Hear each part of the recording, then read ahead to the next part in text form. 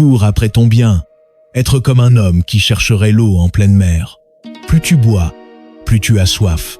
Et si ce n'était pas le monde extérieur qu'il fallait soigner, mais la racine invisible du tumulte intérieur, le Japon ne t'offre pas des remèdes miracles, mais des disciplines silencieuses, profondément enracinées dans une sagesse qui ne fait pas de bruit. Ici, chaque geste est une méditation, chaque silence un miroir. Les 7 habitudes dont je vais te parler ne sont pas des routines à cocher, mais des portes vers une transformation réelle, lente, intérieure. Elles ne flatteront pas ton ego, mais te désarmeront doucement. Reste jusqu'au bout, car ce que tu entendras peut déranger ton mental, mais éclairer ton esprit. Abonne-toi si tu cherches plus que des conseils, si tu cherches la clarté. Et laisse cette voie te conduire là où ton esprit n'ose jamais s'arrêter. Dans la tradition zen, prendre soin de soi ne signifie pas s'ajouter des plaisirs, mais s'enlever des couches. L'être humain moderne confond le confort avec la paix, le divertissement avec la guérison. Mais dans les anciens dojos japonais, le soin véritable commençait par l'immobilité, la sobriété, la respiration. Le samouraï, avant d'être un guerrier, était un maître de lui-même. Il nettoyait son esprit avant son corps. Il observait ses pensées comme des nuages traversant le ciel sans jamais leur courir après. Aujourd'hui, nous avons remplacé le silence par le bruit, la conscience par la vitesse, et nous appelons cela progrès. Mais ce que l'homme perd, c'est son axe intérieur. Ces habitudes japonaises ne sont pas à imiter mécaniquement, mais à absorber lentement, car elles révèlent ce que notre époque a oublié, la lucidité, l'humilité et l'art de ne rien fuir, même pas soi-même. Tout commence par un ralentissement. Tu ne peux pas entrer dans une sagesse ancienne avec un esprit agité. Respire profondément, laisse tes pensées s'asseoir. Ce que tu vas entendre ne doit pas être compris, mais absorbé. Ce ne sont pas des conseils à suivre, mais des réveils intérieurs. Le soin véritable commence quand l'ego cesse de diriger. Première habitude, l'art du bain chaud. Ofuro, le premier principe que tu dois redécouvrir, c'est l'art du bain japonais. Non comme un geste d'hygiène, mais comme une purification silencieuse de l'esprit. Dans la tradition du ofuro, on ne cherche pas à se laver, on cherche à se délester. Le bain n'est pas là pour faire disparaître la saleté, mais pour dissoudre les tensions, les pensées, les armures invisibles que tu portes sans même le remarquer. L'eau est chaude, immobile, enveloppante. Elle n'agresse pas, elle t'invite. Avant d'y entrer, le corps est lavé à l'extérieur. Ce n'est qu'après que tu peux plonger nu dans cet espace clos où tout se tait. Il ne s'agit plus d'agir, mais de laisser faire. Le bain devient un sanctuaire, un retour au corps, un abandon des rôles, des peurs, des mots. Il n'y a pas de téléphone, pas de conversation, pas de distraction. Tu es seul avec toi-même, mais dans une forme de solitude douce, presque maternelle. La chaleur relâche ce que la volonté ne peut pas forcer. Les épaules tombent, le ventre se détend, les mâchoires cessent de se contracter. Et soudain, tu respires, profondément, lentement, comme si l'eau t'autorisait à revenir dans ton être. Dans le monde occidental, on parle de détente. Mais ce n'est pas cela. Ce que le ofuro t'offre, c'est un espace mental sans exigence, une permission d'être simplement vivant. Le silence de la pièce, la vapeur, le bois autour de toi, tout devient un prolongement de ton propre silence intérieur. Le bain est une méditation passive, mais puissante. Un rituel quotidien qui te rappelle que tu n'as pas besoin de faire pour être. Dans une époque où tout brûle, s'agite, se compare, s'épuise, s'offrir ce temps, c'est se rappeler que le soin de soi commence là où la vitesse meurt. Deuxième habitude, la cérémonie du thé, Shanoyu. Le deuxième principe que tu dois explorer, c'est celui de transformer un geste quotidien en un acte sacré. Dans la voie du thé japonaise, ce que tu bois n'est pas une boisson, c'est un moment. Le Shanoyu n'est pas fait pour le goût, ni pour la détente, ni pour l'apparence. Il est fait pour la présence. Chaque mouvement y est lent, précis, dépouillé. Le bol est tenu avec attention. La poudre est versée avec respect. L'eau chaude est versée sans bruit, avec une conscience aiguë de la chaleur, du son, de la respiration. Rien n'est laissé au hasard. Et pourtant rien n'est artificiel. La cérémonie du thé est un entraînement de l'âme à revenir dans l'instant. Elle détruit la distraction et enseigne la pleine attention. Quand tu bois ton thé comme un automate, tu nourris ton corps. Mais quand tu le bois avec une présence complète, tu nourris ton esprit. Ce n'est pas le thé qui est sacré, c'est le regard que tu poses dessus. Et dans cette lenteur volontaire, quelque chose se produit. Le mental se tait, les gestes s'harmonisent, l'espace devient dense. Tu n'es plus dans un monde mécanique, tu es dans une offrande silencieuse. Et cette offrande, c'est toi-même. Dans le monde moderne, boire un café est devenu un geste pressé, un carburant pour faire plus. Dans le Chat Noyau, boire est une méditation lente qui te fait désirer moins. C'est une école de dépouillement. Chaque jour, tu peux vivre cette cérémonie, même sans les objets traditionnels. Il te suffit de ralentir, de regarder ce que tu fais, de t'asseoir avec ton esprit. Tu apprendras alors une chose essentielle. Ce n'est pas l'action qui compte, c'est la manière. Et si tu fais de ta manière une offrande, chaque matin peut devenir un sanctuaire. Troisième habitude, la marche consciente dans la nature. Shinrin-yoku. Le troisième principe que tu dois accueillir, c'est celui de t'abandonner à la forêt. Le Shinrin-yoku, littéralement bain de forêt, n'est pas une promenade, ni un loisir, ni une activité. C'est un effacement, une manière de disparaître doucement de la surface de l'ego pour réapparaître dans l'espace du vivant. Tu ne marches pas pour aller quelque part. Tu marches pour redevenir quelqu'un. Il n'y a pas d'objectif, pas de performance.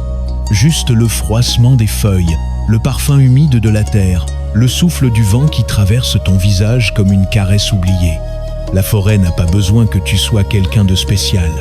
Elle ne te juge pas, ne te presse pas, ne t'attend pas. Elle est simplement là, vaste, silencieuse, accueillante. Et en t'y immergeant, sans distraction, sans musique, sans téléphone, quelque chose se relâche. L'esprit cesse de commenter, le cœur cesse de vouloir. Tu redeviens simple, et dans cette simplicité, le soin de soi commence. Ce n'est pas le paysage qui guérit, c'est ton abandon à lui. Le Japon a compris que la nature n'est pas une ressource à exploiter, mais une sagesse à écouter. Les arbres, les mousses, les oiseaux ne disent rien, mais ils t'enseignent. Leurs racines t'apprennent la patience. Leur immobilité t'apprend la confiance. Leur silence t'enseigne la paix. Et plus tu marches, plus tu oublies ton nom, ton rôle, tes pensées. Tu deviens souffle, peau, présence, et dans ce retour à la nature, tu redeviens naturel. Là où les villes fatiguent l'âme, la forêt la restaure sans effort. Tu n'as pas besoin d'un guide, d'un plan, ni même d'une destination. Tu as juste besoin de ralentir, de t'ouvrir, de marcher sans rien chercher. Et dans cette marche sans but, tu trouveras peu être ce que tu fuis sans le savoir toi-même. Quatrième habitude, l'organisation du quotidien. Danshari, le quatrième principe que tu dois intégrer, c'est l'art de se libérer en rangeant. Danshari, ce mot japonais désignant le désencombrement, n'est pas une méthode de rangement. C'est une discipline intérieure. Il ne s'agit pas de faire de l'ordre pour que ta maison paraisse propre, mais pour que ton esprit le devienne. Chaque objet inutile, chaque vêtement entassé, chaque tiroir saturé parle d'une confusion intérieure, d'un attachement non conscient, d'une peur de manquer ou d'oublier. En gardant, tu retiens. En accumulant, tu charges ton esprit. L'encombrement visuel devient encombrement mental. Et peu à peu, tu perds ta clarté. Le Danshari t'invite à trier, jeter, détacher, à ne garder que l'essentiel. Et ce tri matériel devient un miroir de ton tri intérieur. Tu observes ce qui t'alourdit, ce que tu croyais aimer mais qui t'épuise. Ranger devient un acte de conscience. Chaque geste est une décision. Chaque décision est une libération. Rien n'est neutre. L'endroit où tu vis influence ton humeur, ta concentration, ta paix. Le Japon, avec son esthétique du vide, enseigne que le peu peut être plus. Qu'un espace vide n'est pas un manque mais une respiration. Et dans ce vide, tu entends mieux. Tu penses plus lentement. Tu existes plus calmement. Le Danshari n'est pas un style, c'est un dépouillement. Un retour à ce qui compte. Et tu n'as pas besoin d'une méthode complexe. Commence par un tiroir, un coin de pièce, Observe ce que tu ressens. Ce n'est pas l'espace que tu nettoies. C'est ton passé, tes attaches, tes peurs. Et à mesure que tu laisses partir les objets, tu laisses partir les illusions, tu fais de la place pour le silence. Et dans ce silence peut naître la paix. 5e habitude, la respiration lente. Koki. Le 5e principe que tu dois retrouver, c'est celui de revenir à ton souffle. Kokyu, au Japon, ne désigne pas seulement l'acte biologique de respirer. C'est une énergie invisible, un rythme intérieur, un lien direct entre ton corps et ton esprit.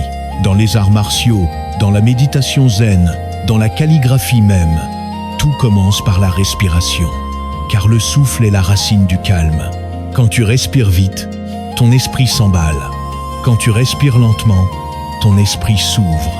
Dans notre monde moderne, nous respirons haut, court, sans y penser, comme si nous fuyions chaque instant. Mais celui qui maîtrise sa respiration n'est plus esclave de son mental. Il devient présent, il devient maître. En ralentissant ton souffle, tu ralentis le temps. Tu ne le subis plus, tu l'habites. Le Kokyu t'invite à écouter le va-et-vient silencieux qui t'habite, à sentir l'air entrer, puis sortir, sans le forcer, sans le juger. C'est une pratique sans outils, sans effort, disponible à chaque seconde. Et pourtant, c'est une clé oubliée. La respiration lente n'est pas une technique de relaxation, c'est un art de vivre. Elle t'apprend à revenir en toi quand tout arrache au monde. Elle t'offre une encre invisible dans le chaos. Commence par 3 souffles, juste 3. Inspire en conscience, expire avec lenteur. Observe. Ce que tu ressens est un retour. Le souffle est ton plus vieux compagnon, mais tu l'as oublié. Le Japon, dans sa sagesse ancienne, t'enseigne à ne pas le dominer, mais à l'écouter. Et plus tu l'écoutes, plus tu entends ce que tu n'entendais plus. La vie en toi. Si tu veux transformer ton rapport au monde, commence par transformer ta respiration, car elle est la frontière entre agitation et paix, entre illusion et présence. Si tu ne devais garder qu'une seule habitude parmi celles-ci, laquelle choisirais-tu instinctivement? Écris-le en commentaire. Ce choix en dit souvent plus que tu ne le crois. 6e habitude, l'instant présent dans l'action Ikigyozama. Le 6e principe que tu dois intégrer, c'est la capacité à faire une seule chose à la fois, avec tout ton être. Ikigyozamae, c'est l'état de concentration absolue dans une seule action, sans dispersion, sans commentaire intérieur, sans projection. Dans la culture japonaise, ce n'est pas la quantité d'actes qui compte, mais la qualité de la présence dans chacun. C'est ainsi que l'on peut balayer une cour avec la même dignité que l'on sculpterait une œuvre d'art. Car ce n'est pas l'acte qui est noble ou banal, c'est la conscience qu'on y met. Le mental moderne te pousse à faire plusieurs choses en même temps, à aller plus vite, à toujours anticiper. Mais dans cet éparpillement, tu t'éteins. Tu deviens mécanique. Tu t'éloignes de toi. Le zen enseigne qu'un seul geste habité vaut plus que 1000 actions inconscientes. Lorsque tu te consacres entièrement à ton mouvement, sans chercher à le finir, sans le juger, tu entres dans un état rare. L'unité, le sabre du samouraï, le pinceau du calligraphe, la main du jardinier, tous ont la même exigence, l'attention. Et cette attention transforme tout, elle soigne l'esprit parce qu'elle l'arrête. Elle t'arrache à la course intérieure. Elle coupe les liens avec le passé et le futur. Dans Ikigyozamae, tu n'as besoin de rien d'autre. Tu es là, totalement. Et dans cette simplicité radicale, tu découvres que le soin de soi n'est pas dans le repos, mais dans l'intensité calme d'une action pleine. Essaye aujourd'hui. Lave une tasse. Marche vers un lieu. Écris une phrase. Mais fais-le comme si ta paix en dépendait. Tu verras que l'esprit dans cet état cesse de souffrir. Car ce n'est pas le monde qui est trop, c'est ta façon de ne jamais être là. 7e habitude, l'acceptation de l'impermanence. Wabi-sabi. Le 7e principe que tu dois contempler, c'est celui de l'imperfection et du passage. Wabi-sabi est un regard, pas une théorie. C'est l'art d'aimer ce qui est fragile, incomplet, imparfait. Là où le monde moderne glorifie la perfection, la jeunesse, la symétrie, Wabi-sabi te montre la beauté dans la fissure, dans l'usure, dans l'instant qui s'efface. Une tasse ébréchée, un mur patiné par le temps, une feuille tombée dans un bol de thé. Ce ne sont pas des défauts à corriger, mais des vérités à accueillir. Car toi aussi tu es changeant. Ton esprit, ton corps, tes émotions passent comme les saisons. Résister à cela, c'est souffrir. T'y abandonner, c'est te soigner. Wabi Sabi n'est pas un concept esthétique. C'est une sagesse intérieure. Elle te dit que tu n'as pas besoin d'être complet pour être digne, que tu n'as pas besoin de durer pour être réel, que tu n'as pas besoin de plaire pour exister. Accepter l'impermanence, c'est cesser de se battre contre le temps. C'est offrir au présent la profondeur qu'il mérite. Regarde ton visage dans un miroir. Chaque ride est une trace. Chaque trace est une mémoire. Et chaque mémoire est un rappel. Tu es vivant. Dans l'habitude Wabi Sabi, le soin de soi passe par le lâcher-prise. Tu ne répares pas toujours ce qui est brisé. Parfois, tu l'embrasses tel quel. Parfois, tu le laisses partir. C'est ainsi que les Japonais dorent les fissures de leur bol cassé avec du kintsugi comme pour dire « c'est ici que la lumière passe ». Toi aussi, tu peux faire de tes cicatrices un sanctuaire. Tu n'as pas à te cacher. Tu n'as qu'à te voir tel que tu es, dans ton mouvement, dans ton silence, dans ton inachèvement. C'est là, et là seulement, que tu guéris. Il y a des vérités que l'esprit fuit par réflexe parce qu'elles le désarment, le confrontent, l'obligeant à s'arrêter. Pourtant, ce sont souvent ces vérités-là qui guérissent vraiment. Si tu as traversé les habitudes, maintenant tu peux entendre les révélations. Ne cherche pas à les comprendre tout de suite. Laisse-les résonner, laisse-les te remuer. Première révélation, le silence est une médecine que l'ego refuse. Tu dis vouloir la paix, mais combien de fois dans la journée cherches-tu à fuir le silence? Chaque son, chaque écran, chaque mot inutile est souvent un rempart contre une chose simple mais terrifiante. Toi-même. Le silence n'est pas un vide, c'est un miroir. Et ce qu'il reflète, l'ego ne veut pas le voir. Car dans le silence, il n'y a plus d'évitement. Il n'y a plus de rôle à jouer. Il n'y a plus de distraction à utiliser. Il n'y a que cette présence nue, inconfortable, irréductible. Et c'est précisément là que la guérison commence. Dans le Japon ancien, on apprenait à s'asseoir en silence avant d'agir. Les maîtres ne parlaient pas plus fort que nécessaire. Ils savaient que la parole était précieuse, mais que le silence l'était plus encore. Dans les monastères zen, les longues heures sans un mot ne sont pas une punition, mais un traitement. Elles permettent au mental de s'épuiser lui-même, de tomber comme un fruit mûr. Mais nous n'attendons jamais. Nous remplissons, couvrons, masquons. Le bruit est devenu notre refuge et le silence, notre menace. Pourtant, chaque fois que tu entres volontairement dans le silence, tu offres à ton système nerveux un repos que rien d'autre ne peut lui donner. Le silence permet à l'esprit de se réorganiser. Il t'éloigne de la surface. Il t'invite à descendre. Mais pour cela, il faut accepter de ne rien contrôler. Il faut accepter de ne pas répondre, de ne pas expliquer, de ne pas séduire. Il faut mourir à l'image et renaître à l'être. Et c'est précisément ce que l'ego ne supporte pas. Le silence tue son règne. Il déchire l'illusion de contrôle. Mais c'est dans cette chute que naît la vraie paix. Le soin de soi commence quand tu acceptes de te taire, non pas par contrainte, mais par choix. Deuxième révélation, l'attachement à l'image de soi détruit la paix intérieure. Tant que tu veux maintenir une image, tu souffriras. L'image de toi-même est une fiction précieuse pour l'ego, mais une cage pour ton esprit.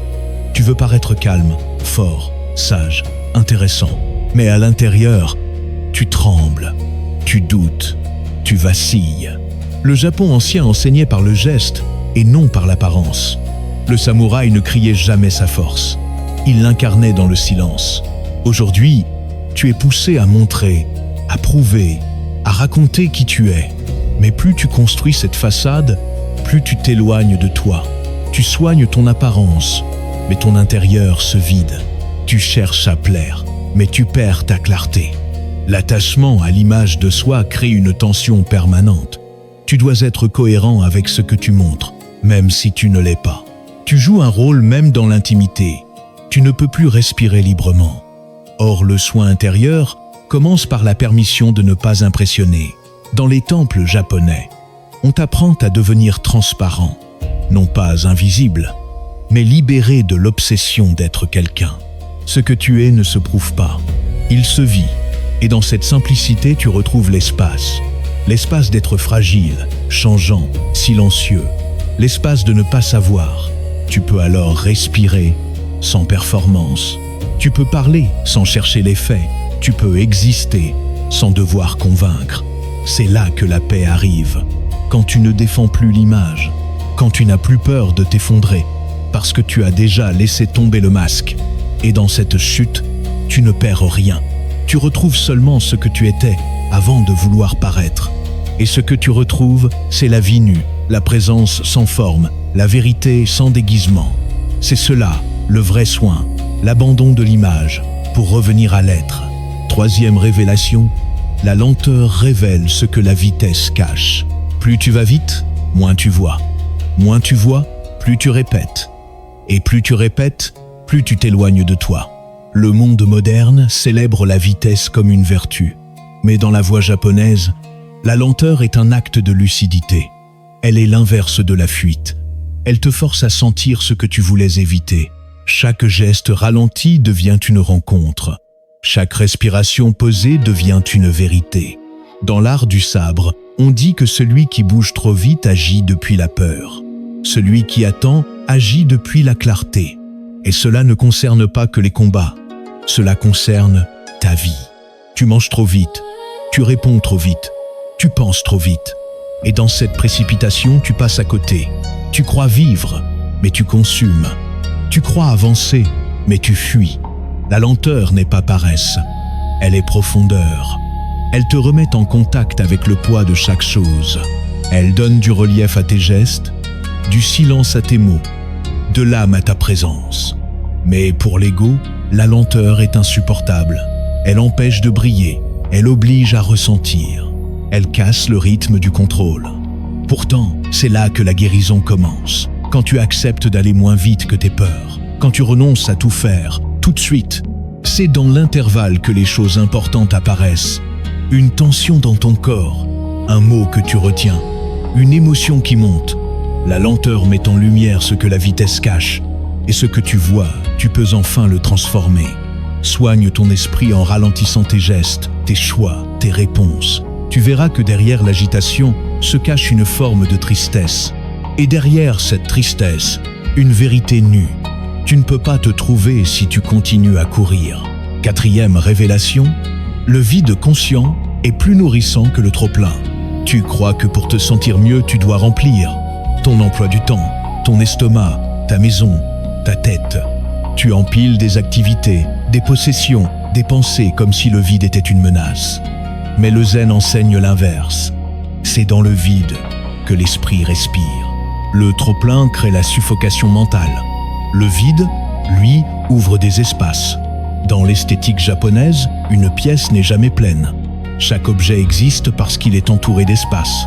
Ce vide n'est pas un manque, mais un choix, un souffle, une offrande. Dans la pratique du zen, on ne t'enseigne pas à remplir ta vie de plus, mais à voir la beauté de moins. Moins de bruit, moins d'objets, moins d'ego. Car le trop-plein vient souvent d'une peur inconsciente, celle de se retrouver face à soi. Et pourtant, c'est ce face-à-face qui soigne. Quand tu t'autorises à ne rien faire, à ne rien penser, à ne rien posséder de plus, tu entres dans un état rare, la clarté. Tu n'as plus besoin de distraction, de justification, d'utilité.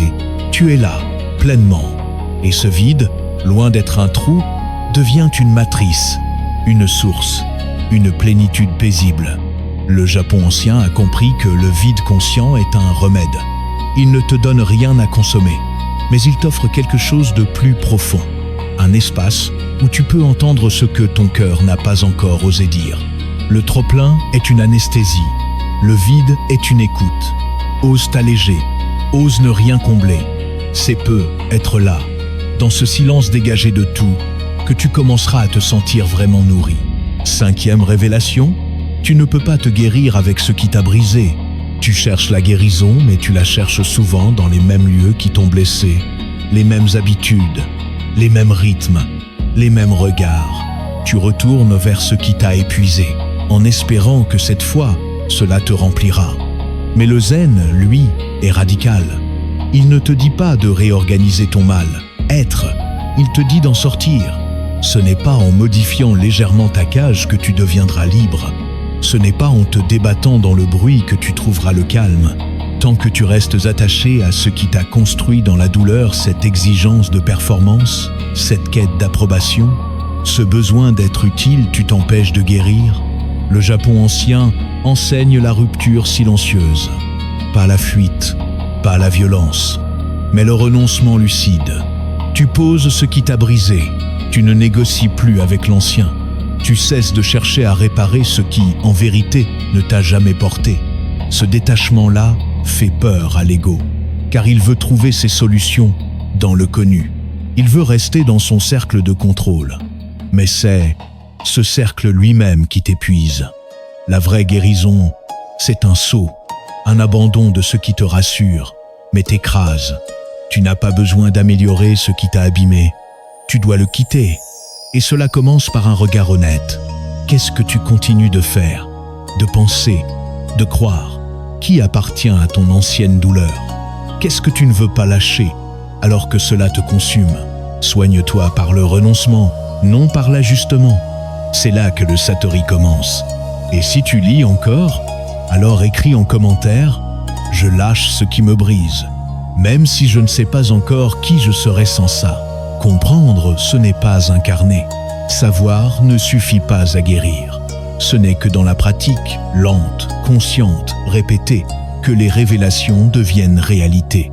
Chaque exercice que tu vas découvrir est une clef. Elle n'ouvre pas des portes extérieures, mais des espaces intérieurs que tu avais oubliés.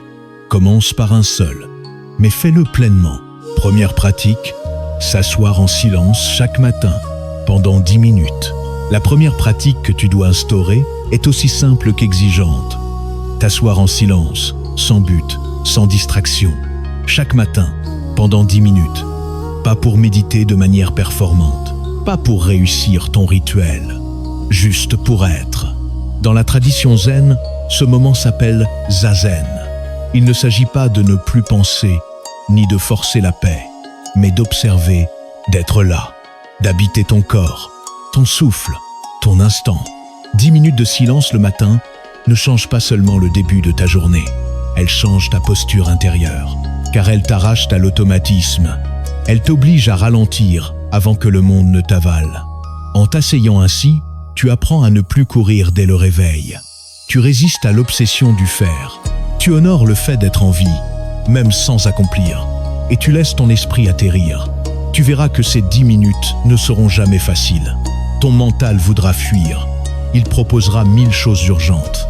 Mais chaque fois que tu restes, tu affirmes quelque chose de plus profond, que tu n'es pas un esclave de ta pensée, que tu peux choisir la présence plutôt que la réaction, que tu as un centre, et ce centre, personne ne peut te l'enlever. C'est dans ce silence matinal que le soin commence. Pas celui du corps, celui de l'axe, celui de la conscience. Assieds-toi chaque matin, même sur une chaise, même fatigué, même troublé. Ce n'est pas ton état qui compte, c'est ta fidélité à ce moment. Car plus tu honores cet instant, plus il t'enseignera. Et ce qu'il te dira, aucun livre, aucun maître, aucune vidéo ne pourra te le transmettre. C'est en t'asseyant sans rien chercher que tu commenceras à recevoir ce qui ne s'achète pas. Deuxième pratique, observer un geste quotidien comme une méditation vivante. La deuxième pratique que tu dois intégrer dans ton quotidien consiste à choisir un geste simple, banal, répété, et à le transformer en sanctuaire. Il peut s'agir de laver une tasse, d'ouvrir une fenêtre, de te laver les mains, de replier un vêtement, peu importe. L'essentiel est d'y déposer ta pleine présence. Ce que le Japon enseigne à travers le chanoyu, l'art du thé, ce n'est pas de rendre extraordinaire un geste, mais de rendre sacré l'ordinaire. Lorsque tu fais ce geste, arrête toute autre pensée, soit dans ton corps, sans le contact, la température, l'odeur, la texture. Observe ton souffle pendant que tu agis. Ne cherche pas à ralentir artificiellement. Ne cherche pas à bien faire. Laisse simplement ton être entier se poser dans l'acte. Au début, cela semblera insignifiant, mais très vite, quelque chose va émerger. Le silence entre les pensées, le relâchement dans l'attention, le retour à toi. C'est ainsi que tu guéris de la dissociation moderne. C'est ainsi que tu arrêtes d'être une machine à exécuter pour redevenir un esprit qui habite son geste. Plus tu pratiques, plus tu sentiras la différence entre faire quelque chose et être dans ce que tu fais. Et un jour, tu comprendras. Ce geste est une porte, une brèche dans ton automatisme, une faille dans le contrôle, une opportunité d'incarner la paix. Ici, maintenant. N'attends pas un moment parfait. Prends le quotidien comme temple. Le monde n'a pas besoin que tu changes tout. Il a besoin que tu entres dans ce que tu fais avec une telle conscience que même une goutte d'eau versée devienne prière.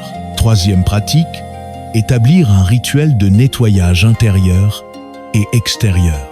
La troisième pratique que tu dois embrasser, c'est celle du nettoyage conscient à la fois de ton environnement et de ton esprit. Au Japon, les moines balaient les couloirs des temples chaque matin, non parce que la poussière est une ennemie, mais parce qu'elle est un miroir. Nettoyer n'est pas une corvée, c'est une offrande. C'est le reflet de ton état intérieur.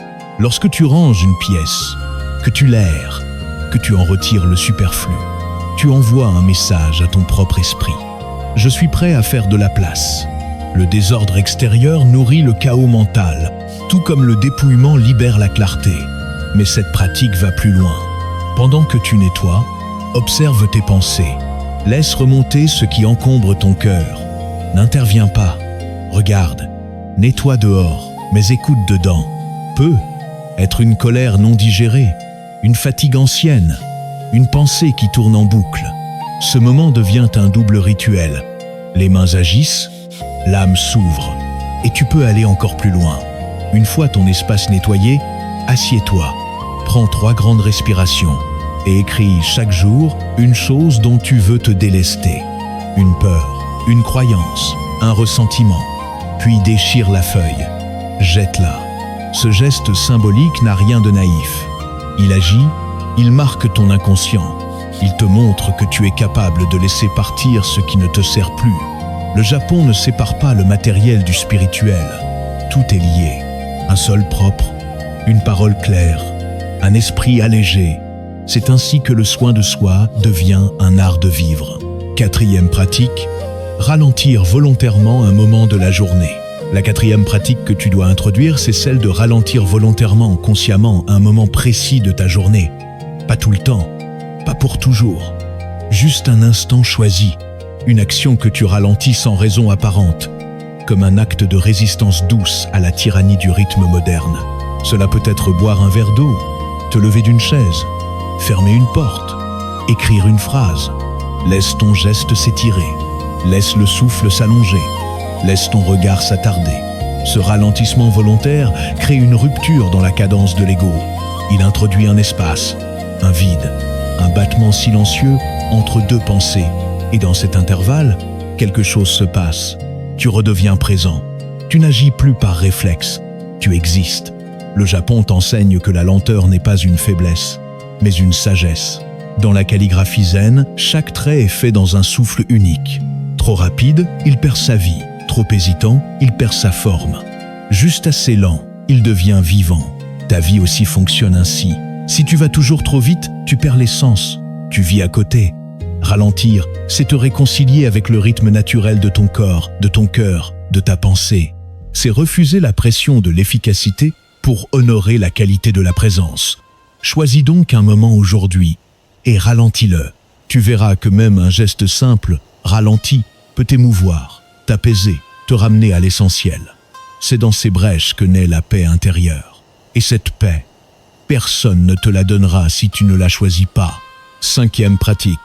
Identifier, puis lâcher consciemment un attachement invisible. La 5e pratique que tu dois oser, c'est celle de reconnaître un attachement invisible qui t'empêche d'être en paix, puis de le lâcher. Pas symboliquement, réellement. Cela peut être un objet, une habitude, une parole répétée, un lien émotionnel, une pensée que tu crois essentielle. Le Japon, à travers la voie du danshari et du wabi-sabi, enseigne une vérité radicale. Ce que tu refuses de perdre, souvent, t'empêche de devenir. Tant que tu protèges ces attachements même petits, même anciens, même apparemment inoffensifs, tu maintiens une forme de dépendance intérieure. Et l'ego adore ces chaînes douces, car elles lui donnent un sens. Mais le soin profond commence là où tu acceptes de perdre un peu de ce que tu croyais être. Choisis un attachement. Écris-le. Nomme-le. Dis-le à voix haute. Puis demande-toi avec honnêteté, que me coûte cet attachement chaque jour? Ensuite, crée un rituel simple pour le libérer. Donne l'objet. Cesse le geste. Interromps la phrase. Reviens à l'instant juste après. Tu sentiras un vide, une résistance. C'est normal. C'est le mental qui perd une béquille.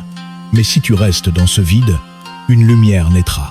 Ce vide n'est pas la fin, c'est une naissance. Tu t'allèges. Tu ouvres un espace où la paix pourra entrer. Ce n'est pas un grand changement spectaculaire. C'est une petite fissure dans ton programme intérieur. Et par cette fissure passe la liberté, le soin de soi dans sa forme la plus pure. C'est cela, ne plus s'accrocher à ce qui te tire vers le bas, même si tu l'aimais, même si tu y croyais, même si tu l'appelais moi. Tu as traversé des gestes simples, des vérités dérangeantes, des disciplines silencieuses, et maintenant quelque chose en toi sait. Ce n'est pas un savoir théorique, c'est une reconnaissance intérieure, une sensation de retour, car le soin véritable n'est jamais spectaculaire. Il n'est pas une explosion de joie, ni une transformation immédiate. Il est subtil, régulier, invisible. Il se loge dans la manière dont tu poses ta tasse, dans le souffle que tu observes, dans le silence que tu acceptes.